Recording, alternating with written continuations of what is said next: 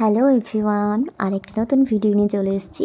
আজকে হচ্ছে এখান সব, তার জন্য আজকে বেশিরভাগ বাড়িতেই হবে মাংস। তাই আমার বাড়িতেও মাংস হচ্ছে, মাটন আমার ফেভারিট। আমি রান্না করছি, মা সব রেডি করে রেখেছিলো। আলুগুলো আগে ভেজে তুলে নিলাম যাতে ভালো করে সেদ্ধ হয়। তারপর কড়াইতে ফোড়ন দিয়ে দিলাম তেজপাতা, দারুচিনি, লবঙ্গ, এলাচ আর শুকনো লঙ্কা। ভালো করে স্মেল আসার পর দিয়ে দিলাম পেঁয়াজ কুচি।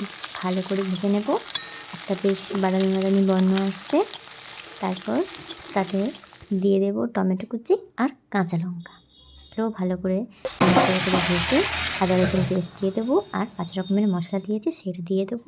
ভালো করে নেড়ে চেড়ে একদম কষিয়ে নিতে হবে, তেল ছাড়া ছাড়া যতক্ষণ না হবে। তারপর দিয়ে দেবো মাটনটা। মাটনে একটু সেদ্ধ হতে দেরি লাগে, তাই ঢাকা দিয়ে দিয়ে বারে বারে কষতে হবে। তারপর ভালো করে সেদ্ধ হয়ে যাওয়ার পর এই দেখো, তারপর একটু জল দিয়ে দেবো।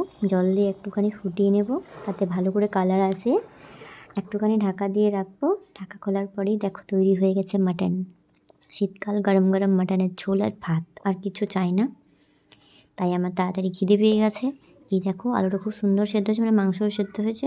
আমি খেয়ে নিই চটপট। দেখা হবে নেক্সট ভিডিওতে। টাটা।